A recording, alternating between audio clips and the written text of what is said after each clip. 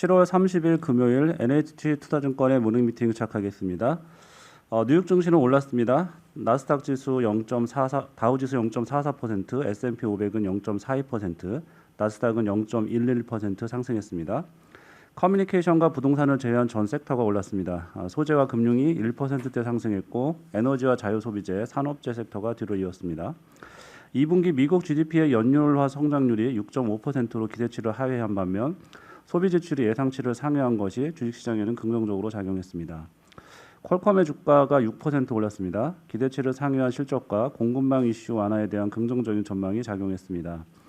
페이스북 주가는 4% 떨어졌는데 애플의 개인정보 정책 조정이 광고 수익에 부정적인 영향을 줄 것이라는 점이 원인이었습니다. 신규 상장한 로빈후 주가는 공모가 대비 8.7% 하락했습니다.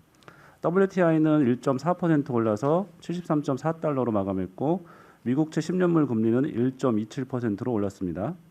비트코인은 39,800달러로 4만 달러 바로 아래서 거래 중입니다. 네, 오늘 저희가 MM 자료에 발표되는 자료는 총 24개인데요. 이 중에서 자료 대체가 좀 일부 있고 먼저 주식 전략, 크레딧, 산업기업 쪽으로 듣겠습니다. 먼저 금요일에 미리 보는 주식 투자 전략입니다. 김영환 연구원. 네, 주간 투자 전략 말씀드리겠습니다. 최근 한국 증시의 변동을 보면은 등락폭이 아주 크지는 않은 박스권 장세를 보이고 있는 상황이고요. 글로벌 경기는 여전히 개선 흐름은 있는데 다만 국내적으로는 코로나19의 재확산, 여기에 따른 사회적 거리두기의 강화, 그리고 3분기 이후에 나타날 한국 기업 실적의 피크아웃 우려, 이런 부분들이 좀 작용을 하면서 박스권 흐름을 만들고 있는 상황입니다. 당분간은 이런 장세가 지속될 것을 예상을 하고 종목장 대응이 필요하다라는 생각들을 하고 있고요. 저희가 이번 주 월요일 날 나간 8월 월간 공유 자료에서 제시한 바와 같이 올해 대비 내년까지도 실적이 개선이 될 거로 예상되는 업종 내에서 순환매 차원에서 단기 테마 형성 가능 주식들을 긍정적으로 생각을 하고 있습니다. 인터넷, 게임, 헬스케어, 음식료 업종들에 대해서 긍정적으로 생각을 하고 있습니다. 다음 주에 나올 지표들은 8월 2일 날 7월 ISM 제조업 지수가 미국에서 발표될 예정이고 8월 6일 날 미국의 비농업 고용 발표가 예정이 되고 있는데 전반적으로 경기 호조가 지속이 되고 좀 기업 매크로 모멘텀이 피크아웃은 하지만은 여전히 경기의 개선세 자체는 유지가 되고 있다, 이런 것들을 확인할 걸로 예상을 하고 있습니다. 이상입니다. 네, 이어서 매크로 분석 미국 경제 펜트업 서플라이 안기태 연구원입니다. 예, 지금 시장 외사들도 그렇고 국내사들도 이제 중론이 뭐냐면은 이제 작년부터 올해 초까지 사람들이 자동차, 가전 다 샀기 때문에 더 살 게 없다, 이제 이렇게 보는 게 중론인데요. 이 각도는 사실 좀 낮아질 수 있어도 의외로 그게 사이클이 안 끝났을 가능성이 꽤 있습니다. 왜냐면은 지금 미국 데이터들 어제 GDP 나오는 걸 봐도 이게 지금 살 사람은 아직 남아 있는데 물건을 만들어 주지를 못하는 상황입니다. 그러니까 지금 소매업체들 재고율 계속 역대 최저치에서 기고 있고요. 자동차 같은 내구재들도 이게 생산 정체되니까 판매가 지금 오히려 코로나19 전보다 금액으로 늘어났지만 물량으로는 떨어져 있는 상태입니다. 그러니까 바꿔 말씀을 드리면은 시장에서 보는 중론이 상품 사이클 끝났다, 이제 물건 더 살 게 없다인데 이게 아직 사람들이 덜 샀고 이제 물건을 못 만들어주는 것뿐이다, 이렇게 볼 수 있고요.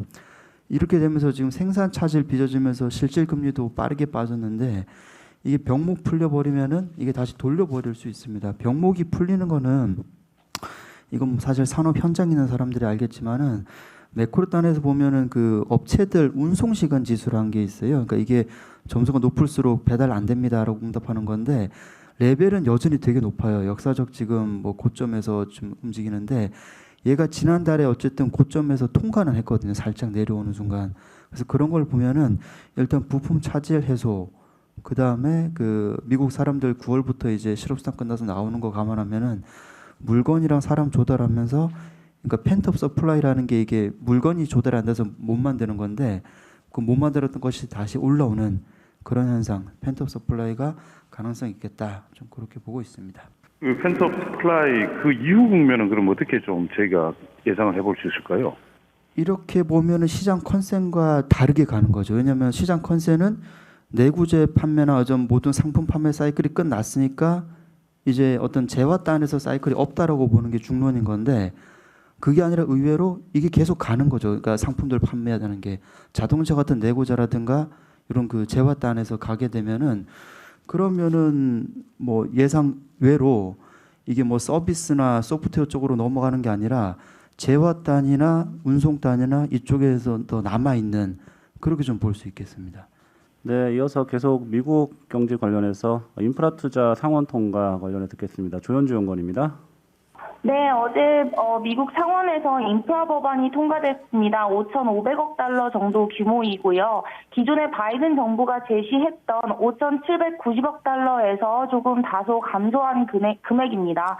일단은 상원의 토론과 수정을 거쳐서 다시 하원으로 넘어가면 하원에서 과반 50% 이상이 통과되어야지만이 이제 확정이 된다라고 보시면 될 것 같습니다.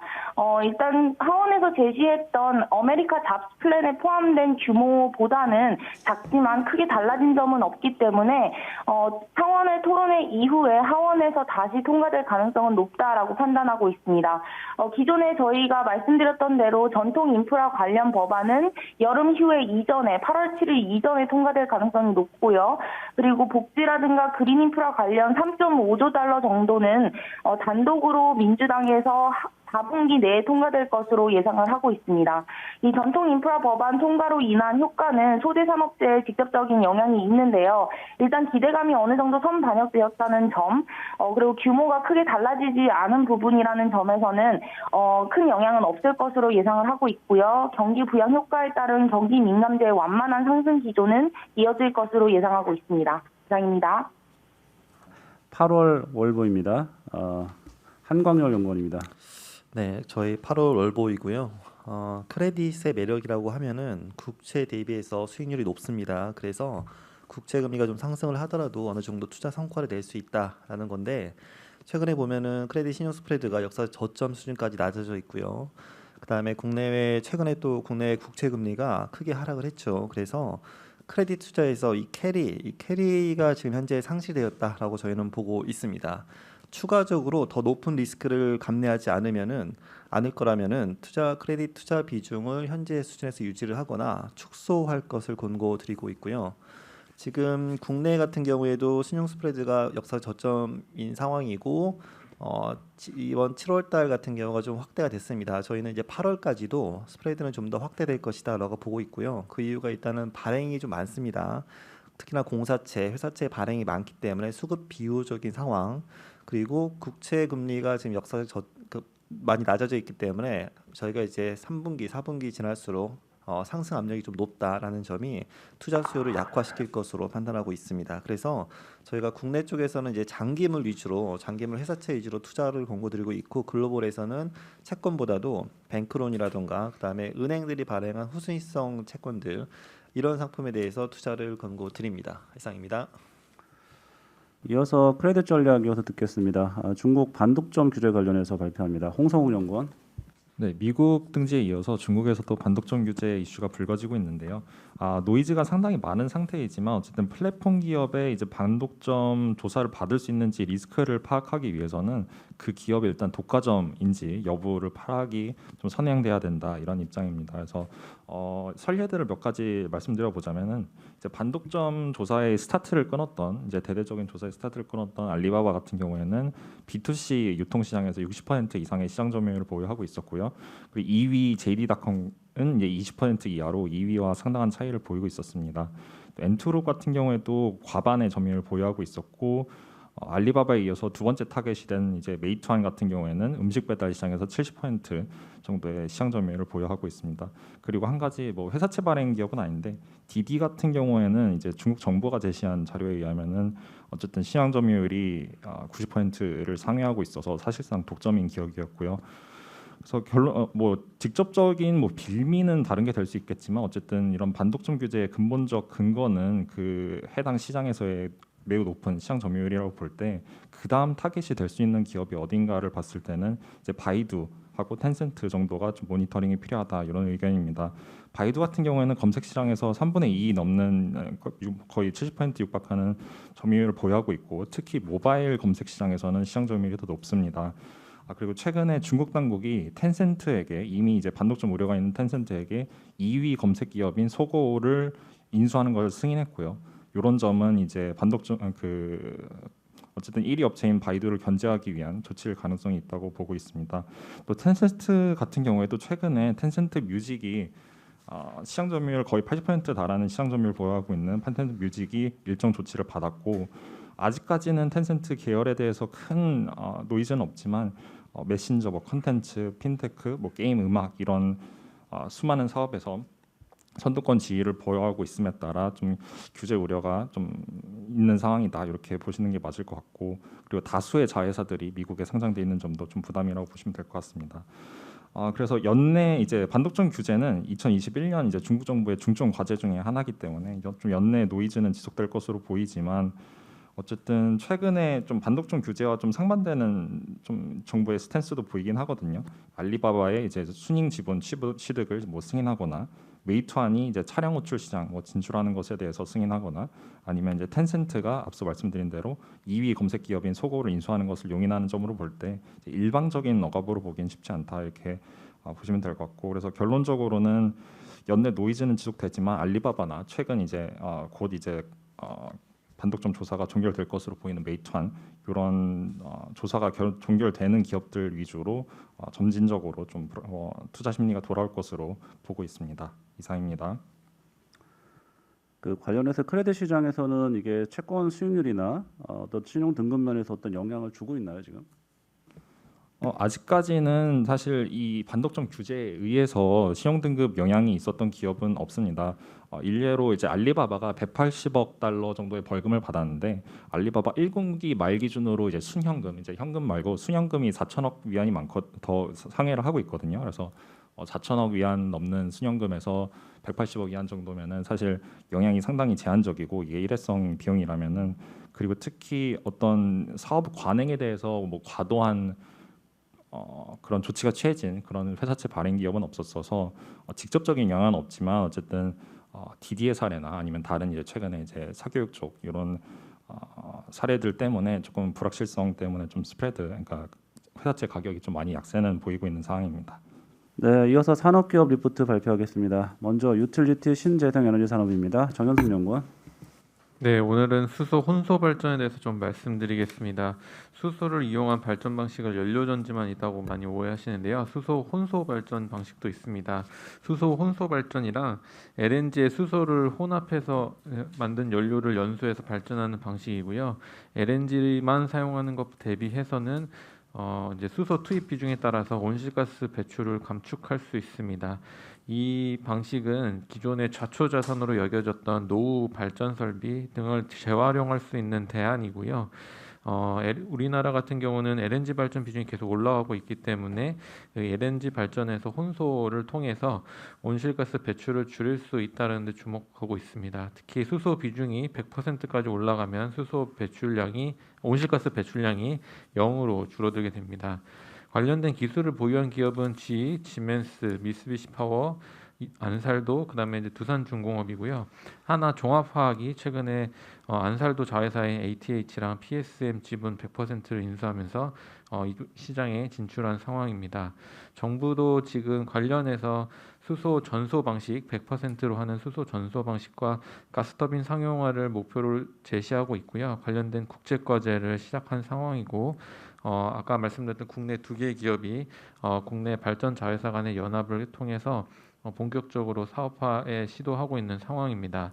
아직 그 수소 비율이 50% 정도 이제 혼소 비율이 50% 정도 가능한 터빈 개발이 진행 중에 있고 지금 현재는 15에서 20% 정도 혼소가 가능한 터빈 개발이 완료된 상황입니다. 전소 터빈까지는 상당한 시간이 소요될 것으로 보고 있긴 한데 이 수소 터빈이 연료전지 대비해서는 대용량하게 용이하고 저순도 수소를 사용할 수 있고 기존 터빈을 개조하는 것으로도 사용할 수 있기 때문에 현재까지는 이제 연료전지 대비 경제성이 좀 더 높다라고 좀 평가받고 있습니다. 장기적으로 발전용 연료전지와의 경쟁 구도가 형성될 것으로 보고 있습니다. 이상입니다. 이어서 건설산업하고 DLENC, LS일렉트릭, 그다음에 대우건설까지 발표하겠습니다. 이민재 연구원입니다. 예, 대형 건설사들 실적이 2분기 실적이 다 발표가 됐고요. 이제 그 발표된 것들 통해서 저희가 어떤 종목들 계속 좀 봐야 되는지 체크할 만한 사항들 좀 작성을 해봤습니다. 일단 상반기 주택 매출이 생각보다는 좀 부진했고요. 하반기 때부터는 좀 본격적인 성장이 나올 걸로 보고 있습니다. 그다음에 해외 수주, 그다음에 밸류에이션 같은 것들, 그다음에 신사업에 대한 부분들 감안했을 때 최선 호주로 저희 현대건설이랑 DLNC 계속 유지하고요. GS건설 같은 경우에는 일회성 이슈가 제거됐기 때문에 지금 관심 좀 가질 필요가 있다라고 보고 있습니다. 상반기 주택 매출이 부진했던 결정적인 원인은 2020년 상반기 때 코로나가 시작되면서 분양이 부진했던 게 가장 컸다라고 보고 있고요.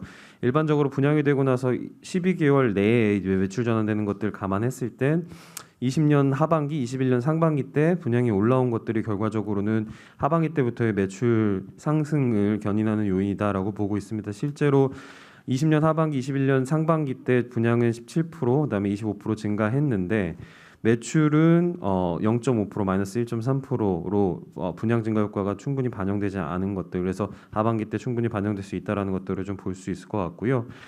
지금 전반적으로 5개사들의 주택 매출은 13% 정도 증가할 걸로 보고 있고 DLNC랑 대우건설이 특히 이제 크게 증가할 걸로 보고 있습니다. 다만 이제 무더위를 좀 체크할 필요는 있다라고 보고 있고요.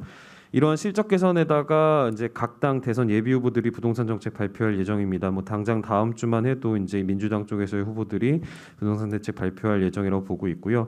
뭐 이런 것들이 종합적으로 밸류에이션 리레이팅 될 가능성이 높고, 그다음에 추가적으로 하반기 때 또 해외 수주 나올 가능성이 높기 때문에 밸류에이션 할증 요인 가능하다라고 보고 있습니다. 그래서 정책, 실적, 그다음에 해외 수주의 모멘텀 같이 갖추고 있기 때문에 저희 건설사들 좀 관심 가질 필요가 있다라고 좀 생각이 되고요. 실적에 대해서는 간단히 말씀드리면 DLNC는 확실히 주택 부문 중심으로 사업이 개편됐기 때문에 실적 잘 나왔고요.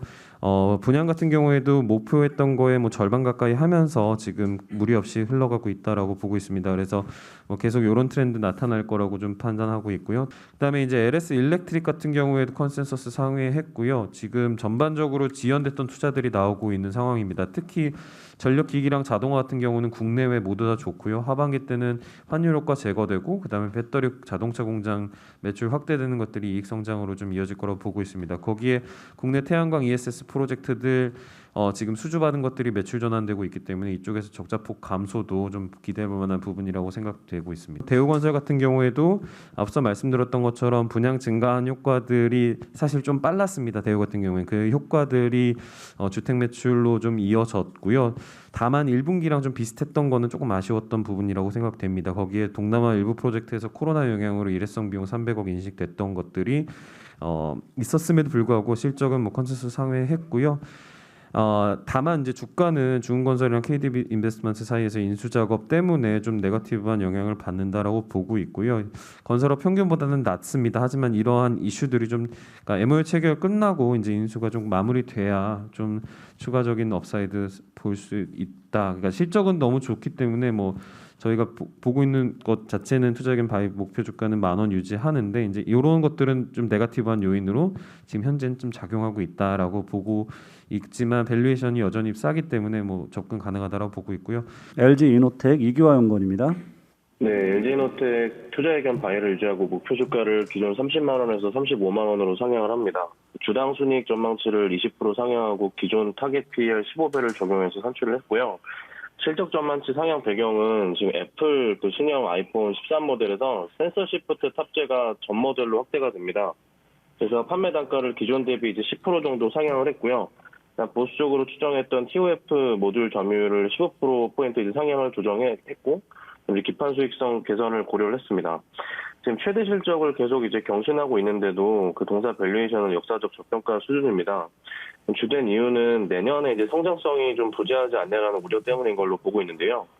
본업 같은 경우에는 센서 시프트나 3D 센싱 탑재가 확대되고 기판 호조세가 이제 유지되면서 계속 실적이 올라갈 거로 보고 있고요. 특히 이제 애플이 내년 6월 이후에 XR 기기를 공개할 거로 이제 보고 있기 때문에 형 글로벌 메타버스 대표 수혜주로 좀 부각될 것으로 기대를 하고 있습니다. 중장기적 관점으로 적극적인 매수를 권고를 드립니다. 2분기 영업이익은 당사 추정치 그리고 시장 컨센서스 상회를 했고요. 하반기에도 지금 이제 크게 좀 상회할 거라고 기대를 하고 있습니다. 저희 추정치 기준으로 지금 영업이익을 3분기 이제 3천억 정도 보고 있는데요. 기존 3분기 컨센서스가 2,400억 정도로 한 30% 정도 지금 크게 더 이제 잘 나올 거로 기대를 하고 있습니다. 가장 큰 이유는 애플 아이폰 13 판매가 이제 좋을 수 있다는 그 출하량이 많을 거고요. 그다음에 아까 말씀드린 대로 TOF 모듈이라든지 센서 시프트 모듈이 탑재가 확대되면서 ASP가 올라가는 효과 때문입니다. 그래서 저희는 지금 그 애플이 향후에 XR 기기를 출시하게 되면 그 3D TOF 모듈을 독점 공급하고 있는 LG노텍의 수혜가 크게 이제 나올 거라고 좀 기대를 하고 있어서 중장기로 메타버스 수혜가 부각되면서 밸류에이션이 올라갈 거다 이렇게 좀 기대하고 있습니다. 이상입니다. 이 전장 부문 성장성과 수익성 좀 어떤지 설명 좀 부탁드릴게요. 네, 전장 부문은 뭐 꾸준히 이제 계속 그 백오더나 뭐 백로그가 이제 올라가면서 이제 올라가고 있는데요. 다만 이제 그 수익성 측면에서는 지금 뭐 아시는 것처럼 상반기까지는 반도체 공급 부족 영향 때문에 약간 이제 좀 부진했고요. 그래서 1분기에는 이익을 기록했지만 2분기에는 지금 다시 적자를 좀 기록을 했습니다. 3분기에도 적자 폭이 좀 줄어들긴 하겠지만 일단 적자는 유지될 거라고 보고요. 본격적으로 이제 개선되는 시기는 4분기 이후라고 저희는 좀 보고 있습니다. 또 중장기적으로는 어차피 계속 이제 이 회사가 뭐 LG전자랑 같이 그 전장 쪽으로 수주를 많이 받으면서 성장을 해 나갈 거라고 기대를 하고 있습니다. 네, 이어서 현대중공업 지주입니다. 최진명 연구원입니다. 네, 현대중공업 지주 말씀을 드리겠습니다. 일단 목표 주가를 기존 8만 원에서 10만 원으로 상향을 하도록 하겠습니다. 이전 보고서 발행 시점 대비 저희 NAV 그러니까 지분 가치가 대략 한 24% 정도 증가한 걸로 보고 있습니다. 뭐 간단하게 상세히 좀 말씀을 드리면 현대오일뱅크, 현대글로벌서비스, 현대로보틱스 같은 비상장사 지분 가치를 저희는 대략 9조 3천억 정도로 보고 있고요. 한국조선해양이나 현대건설기계, 현대엘렉트릭 뭐 상장돼 있으니까 가격을 쉽게 알 수 있는데요. 이들에 대한 지분 가치를 대략 3조 6천억 정도 보고 있습니다. 더해서 보면 대략 13조 원인데요. 뭐 지주회사가 가진 부채를 빼더라도 저희는 현대중공업 지주가 마땅히 받아야 되는 이 기업 가치는 대략 11조 원 정도로 보고 있습니다. 현재 가격은 거기에 비하면 현저하게 적은 수준으로 거래되고 있습니다. 대략 50%, 51% 정도 할인된 걸로 보고 있고요. 글로벌리하게 보면 이런 지주 회사들의 할인율이 보통 20% 전후에서 형성이 됩니다. 뭐 국내는 해외에 비해서 그보다 못하다고 할 수 있다고 치더라도 과거의 통계로 봤을 때 현대중공업 지주의 평균적인 할인율은 최근 3년간 한 30% 전후였기 때문에 저희는 충분히 업사이드가 있다고 판단을 해서 목표 주가를 상향한 거라고 보시면 될 것 같습니다. 이 회사는 주주 가치 제고에도 굉장히 좀 노력을 하고 있는 회사입니다. 과거에도 공시를 하면서 우리는 배당 성향 별도 기준으로 70%를 유지하기 위해 노력하겠다라고 이렇게 이야기를 했고요. 국내에서 이 정도의 배당 성향을 제시하는 회사는 잘 없습니다. 그리고 올해부터는 처음으로 중간 배당을 실시하는 등 이제 배당금 지급 시기도 점점 1년에 한 번에서 이제 6개월에 한 번으로 좀 더 주주들에게 좀 좋은 방향으로 진행이 되고 있다고 생각을 하고 있습니다. 자회사들의 기업 가치도 계속 올라갈 거라고 생각을 하고 있습니다. 이 회사의 자회사들은 뭐 정유, 건설기계, 전기장비, 뭐 조선 이런 식으로 이제 사업들을 영위하고 있는데요. 현재 뭐 인플레이션 국면이나 이런 전반적인 상황들 때문에 전반적으로 실적이 개선되고 있는 중입니다. 당사는 최근에 현대중공업 지주의 자회사였던 현대건설기계의 목표 주가와 실적 전망치도 상향한 바가 있습니다. 전반적으로 자회사들의 주가 상승도 지속되리라고 보고 있고요. 이에 따른 배당 확대 그리고 높은 NAV 그 할인율 이런 점들을 종합했을 때 저희는 업사이드가 있다. 절호의 매수 기회다라고 보고 있습니다. 이상입니다. 네, 이어서 한화솔루션 LG화학입니다. 황유신 연구원입니다. 네, 한화솔루션 어제 실적은 2,884억 원, 예상치를 좀 하회를 했습니다.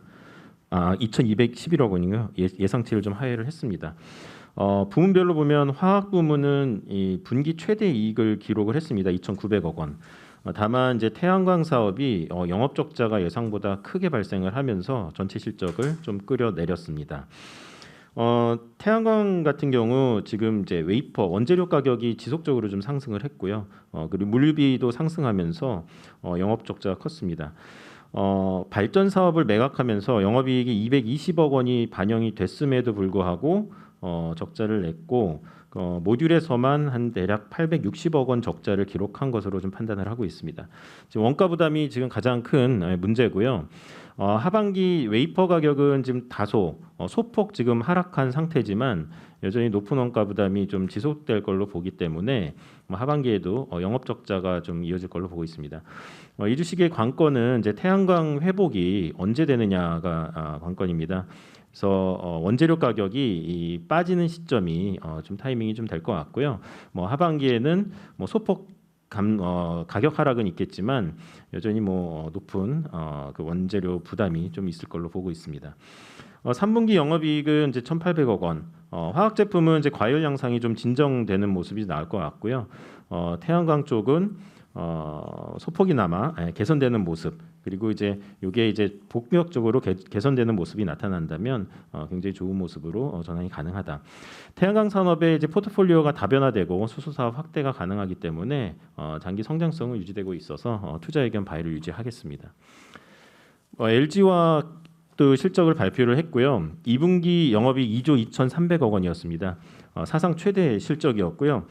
직전 분기 1분기가 1조를 돌파하면서 최대 실적이었는데 또다시 최대 실적을 기록을 했습니다. 두 가지 이유였고요. 소송합의금 1억 원을 그러니까 1조 원을 그 영업이익으로 반영을 했습니다. 그리고 ESS 전지 리콜 충당금 4천억 원 차감해서 일회성 이익이 6천억 원이 좀 반영이 됐습니다. 이걸 제외하더라도 영업이익이 1조 7천억 원이기 때문에 사상 최대 실적이라고 보면 될 것 같고요. 나머지 이제 증가 요인은 이제 석유화학 쪽에서 많이 좀 올라왔습니다. 이제 글로벌 공급 차질, 유가 상승에 따른 저가 원료 투입 효과, 그리고 수요 개선이 더해져서 최대 영업이익을 달성을 했습니다. 화학 쪽은 이제 다른 기업도 마찬가지지만 이제 상고하저 이어질 걸로 보고 있고요. 누가 이제 하반기 좀 완만한 하락을 좀 보이느냐가 좀 관건이라고 좀 보고 있습니다. 전지 쪽은 이제 일회성 이익을 제외하고 이익을 여전히 좀 기록을 했습니다. 향후 이제 가이던스를 좀 발표를 해줬는데요. EV용 2차 전지 생산 능력이 작년 말, 그러니까 올해 말 기준 150기가와트 아워를 확보를 하고요. 25년에는 430기가와트 아워로 이제 확대를 목표로 하고 있고요. 수수 잔고는 이제 작년 말 기준 150조 원에서 현재 180조 원으로 증가를 했습니다. 소재 부문은 이제 LG 화학 자체적으로 진행을 하고 있고 여기에 상당히 좀 공을 들이고 있는 상황입니다. 양극재 투자도 늘리고 분리막 사업도 어제 인수 발표를 했습니다. 26년에는 전지 소재 매출액 8조 원을 달성하겠다는 이제 목표를 발표를 했습니다.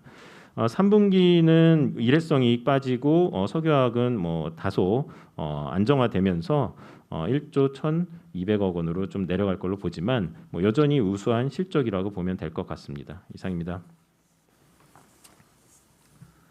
네, 이어서 삼성전자 발표하겠습니다. 도현호 연구원입니다. 예, 삼성전자도 어저께 실적이 나왔는데요. 일단 투자 의견 바이랑 목표 주가 95,000원 유지합니다. 2분기 실적은 저번 잠정 실적 발표했을 때 그 설명을 드린 내용이라 동일합니다. 데이터 센터 수요 회복되면서 디램 가격 올라가면서 실적은 잘 나왔습니다. 12조 6천억 영업이익 나왔고요. 3분기까지도 실적 개선세 지속된다라고 생각을 하고 있습니다. 저희가 데이터 센터 투자가 최소 4분기까지는 이어질 거다라고 생각하고 있기 때문에 3분기도 디램 가격이 한 7% 정도 올라가고 낸드 가격이 한 8% 정도 올라가면서 영업이익은 14조 9천억으로 18% 정도 올라가지 않을까 그렇게 생각을 하고 있습니다. 네, 저희는 그렇게 실적이 좋음에도 좀 불구하고요. 회사의 그 주가에 대해서는 좀 보수적으로 접근하자 이렇게 좀 말씀을 드리고 있습니다. 그 이유가 이미 3분기고요. 4분기에 실적 모멘텀이 3분기에 올라가는 것만큼은 크지 않다라고 생각하고 있습니다. 디램이 3분기 가격 고점을 형성한 다음에 4분기부터 상승세가 둔화될 거로 생각을 하고 있고 내년 1분기부터는 하락세로 전환하지 않을까 그렇게 보고 있습니다. 그 이유는 공급이랑 수급에서 다 찾을 수가 있는데요. 공급 측면에서 보면 최근에 디램 업체 간 경쟁이 좀 많이 심화되면서 하반기 디램 출하량이 상당히 좀 많이 늘어난다 이렇게 보고 있고요.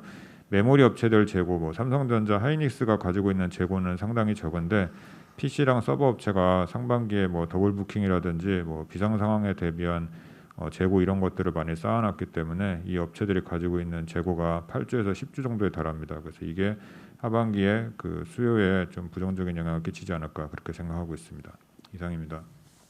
네, 이어서 유한양행 박병국 연구원입니다. 유한양행 말씀드리겠습니다.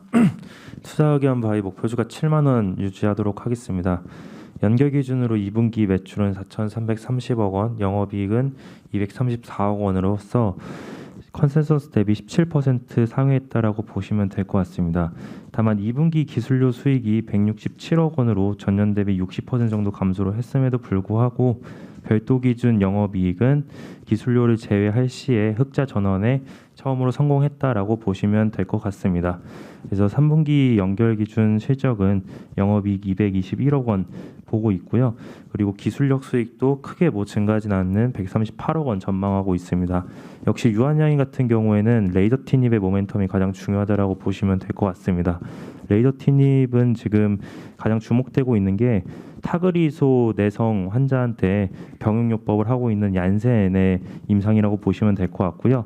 오는 9월에 유럽 종양학회에서 고무적인 데이터가 공개될 경우에는 FDA로부터 혁신신약 지정이 될 가능성이 있고요. 그리고 내년 하반기에 승인까지도 보고 있어서 지금 당장 주가는 크게 재미가 없지만 그래도 계속 바이를 유지하고 있습니다. 이상입니다. 네, 이어서 풍산 말씀드리겠습니다. 어제 2분기 실적 발표를 했고요.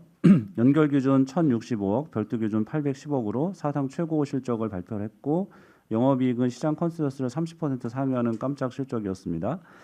3분기에는 영업이익이 502억으로 감소할 걸로 예상을 합니다. 최근에 구리 가격이 좀 조정을 보였던 게 아무래도 2분기보다는 관련 이익이 크게 감소할 걸로 보기 때문입니다. 저희는 이제 하반기 구리 가격 상단으로 $1,500를 예상을 하고 있습니다. 최근에 중국 정부 개입 이후에 구리 가격이 빠졌다가 다시 반등세를 보이고 있는데요. 경기 회복과 인프라 투자로 구리 수요는 계속 견고할 걸로 보는 가운데 부진했던 광산 캐펙스로 인해서 공급 증가는 더딜 것으로 보고 있습니다. 풍산에 대해서 목표 주가 5만 원과 투자 의견 바이를 유지합니다. 네, 이어서 음식료하고 농심 코멘트 같이 하겠습니다. 조미진 연구원입니다. 네, 두 자리 연결해서 발표하겠습니다. 엊그제 제분업체 밀가루값 인상 발표가 있었습니다. 지금까지 리베이트와 물량 할인 축소로 대응하던 주 제분업체들이 원가 부담 압박을 이기지 못하고 인상을 단행하겠다는 내용이었고요.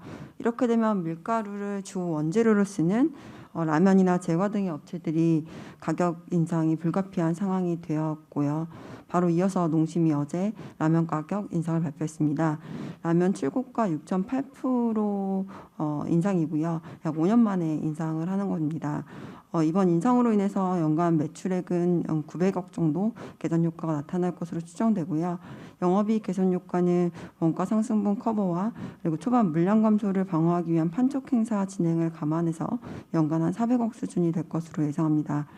경쟁 심화로 최근 국내 별도 법인의 연간 영업이익이 300에서 한 400억 원 수준에 머물러 있는 부분을 감안했을 때 이 가격 인상으로 영업이익이 약 2배 정도 증가 가능하다는 점에서 농심 입장에서는 이번 가격 인상이 굉장히 의미가 있다고 보고 있고요.